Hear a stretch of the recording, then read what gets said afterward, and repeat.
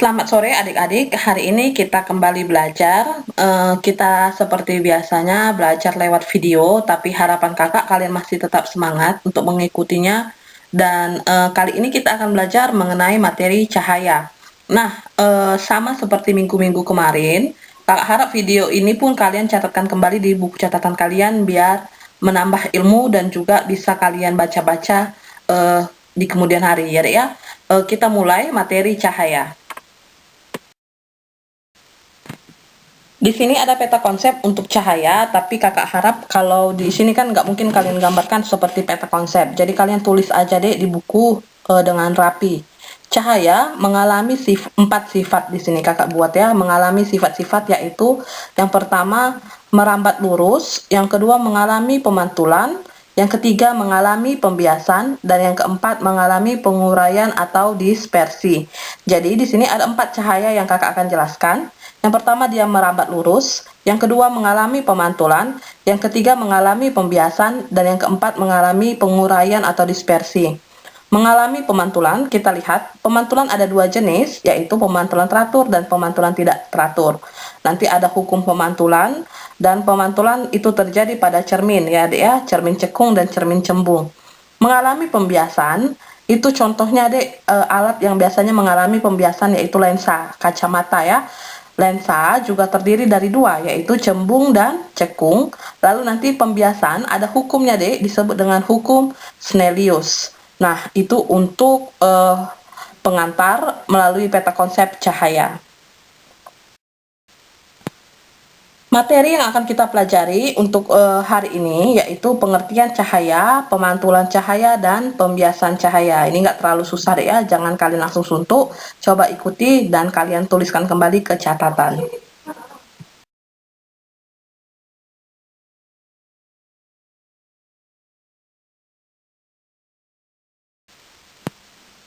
Cahaya merupakan suatu gelombang elektromagnetik yang artinya tidak membutuhkan medium sebagai perantaranya. Jadi, cahaya sangat berbeda dengan gelombang bunyi. Cahaya merupakan gelombang elektromagnetik yang maksudnya atau artinya tidak membutuhkan medium sebagai perantaranya.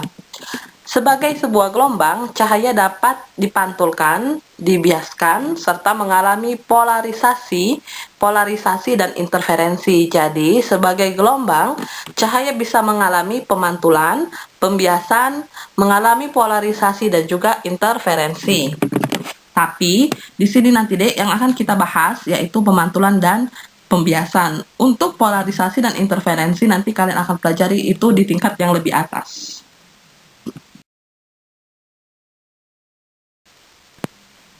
Cahaya, di sini ada penjelasannya, Dek. Setiap benda yang memancarkan cahaya disebut sumber cahaya.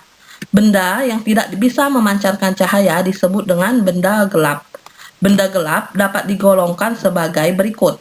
Yang pertama, benda tembus cahaya, lalu yang kedua, benda tembus yang pertama, benda tembus cahaya, yang kedua, benda tak tembus cahaya. Cahaya merambat membentuk sebuah garis lurus.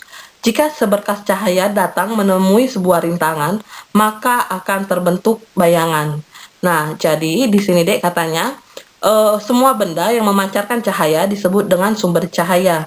Sedangkan yang tidak dapat memancarkan cahaya disebut dengan benda gelap. Benda gelap itu dibagi menjadi 2, benda tembus cahaya dan benda tak tembus cahaya. Nah, di sini dikatakan cahaya merambat di sini dikatakan cahaya merambat membentuk sebuah garis lurus. Jika seberkas cahaya datang menemui sebuah rintangan, maka akan terbentuk bayangan.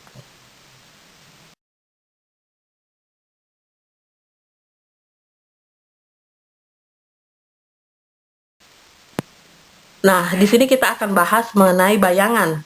Berdasarkan pekat tidaknya suatu bayangan dibedakan menjadi 2, yaitu bayangan umbra dan bayangan penumbra. Bayangan umbra adalah bayangan yang benar-benar gelap, tidak mendapat cahaya sama sekali.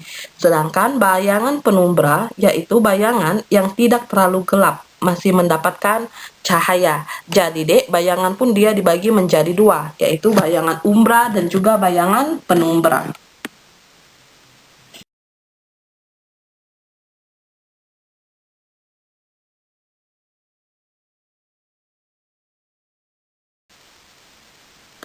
Pemantulan cahaya terdiri dari dua jenis. Yang pertama pemantulan baur atau pemantulan tidak teratur, dan yang kedua pemantulan teratur.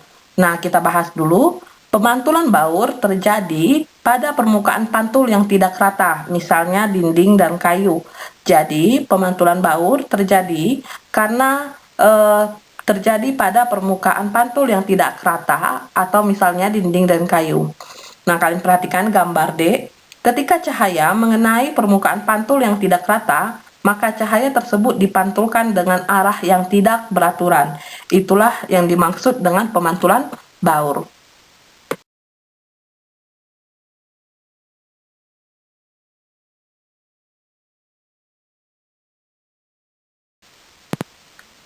Keuntungan pemantulan baur sebagai berikut. 1. Tempat yang tidak terkena cahaya secara langsung masih terlihat terang. Jadi, tempat yang tidak terkena cahaya secara langsung masih terlihat terang. Yang kedua, berkas cahaya pantulnya tidak terlalu menyilaukan. Jadi, cahaya pantulnya itu karena dia tidak teratur, maka dia tidak terlalu menyilaukan bagi orang yang langsung melihatnya. Nah, yang kedua, pemantulan teratur. Pemantulan teratur terjadi pada permukaan pantul yang mendatar atau rata. Nah, di sini kalian lihat di situ permukaannya halus halus D ya. Jadi, ketika ada sinar datang atau cahaya datang, maka dia teratur dipantulkannya D. Kalian lihat di situ yang datang ada 4, maka arah pemantulannya juga 4 dan arahnya juga teratur.